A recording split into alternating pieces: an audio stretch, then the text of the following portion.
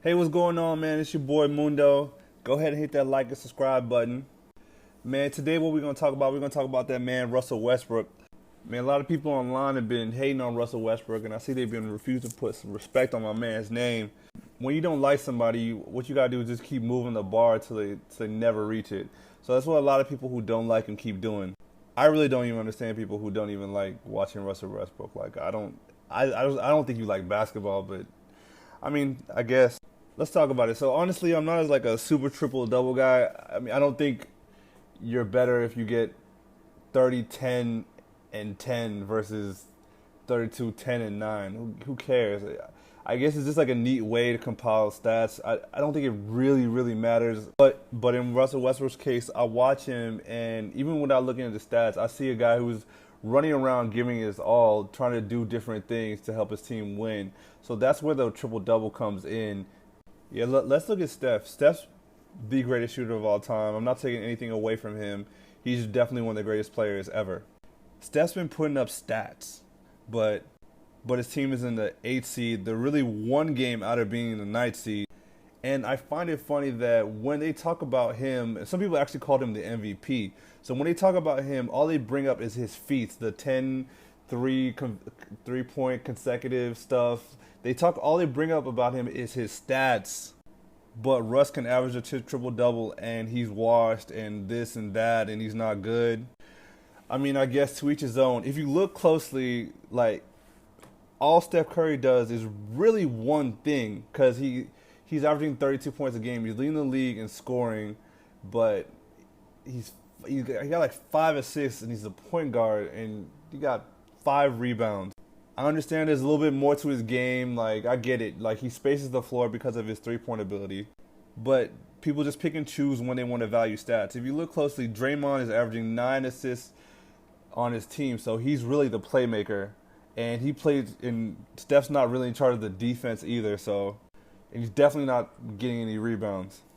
So Steph's leading the league in points, and all of a sudden nobody cares that Russell Westbrook's leading the league in assists. But I guess that doesn't matter now, does it? Because he gets cheap assists.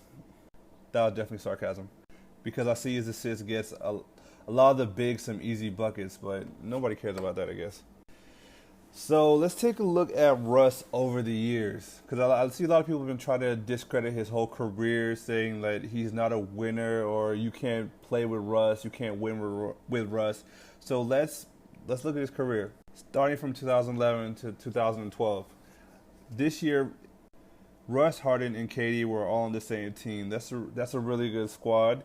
They're all future MVPs, and definitely 3 of the best players the NBA's ever had. So they're all on the same team. This is 10 years ago, and they're all pretty young. They end up going to the finals and losing to a more mature Heat that's a little bit more seasoned. It would have been nice if they won, but I get it. They're young, and there's LeBron, Wade, Bosh. I get it. 2012 to 2013, Harden leaves. This year, the Thunder actually win 60 games and get the number 1 seed in the Western Conference. They're in the playoffs. They're going through the playoffs, and they play Houston. This is where the famous Patrick Beverley and Russ beef started. Patrick Beverley would end up injuring Russ with a freak play, and Russ was out of the season. Well, eventually Thunder were able to get through that series and lose badly to a Memphis Grizzly team in the semifinals. 2013-2014. This was an interesting season because Russ still had lingering injuries from the previous season and the playoffs, and he would only play about 40-some games this season, and they still ended up going to the Western Conference Finals and losing to a San Antonio Spurs team who would eventually win the NBA championship. Okay, now let's go to the 2014-2015 season. This was a funny year because Russ would end up missing the first 16 games of the season, getting off to a bad start, and Kevin Durant only ended up playing 27 games. So it's pretty much like they couldn't get on the same page. They actually ended up missing the playoffs, and they would get the 9th seed. Another unfortunate year. 2015 to 2016. This was a great year. Both of them were relatively healthy, and they were just about in their primes. It was a weird year because it had the 73-win Golden State Warriors as well as the 67-win San Antonio Spurs. They would end up beating the Spurs in the second round and going up 3-1 on the Golden State Warriors, eventually suffering a devastating loss as the Golden State Warriors come back on them and they win the game. 2016 to 2017, KD leaves to the Golden State Warriors. Russ would end up averaging a triple-double, willing his team to the playoffs, getting the 6th seed, and facing the Houston Rockets in the first round. Well, Houston Rockets did have a better team, and they would ultimately end up bouncing Russ out of the first round. 2017 to 2018 season, Paul George would get traded to the Thunder, and they would end up getting the 4th seed, end up losing to Utah in the first round. This is one of the series which I really think Russ and Paul George should have won this series. In the elimination game, Paul George would get like 2 for 16.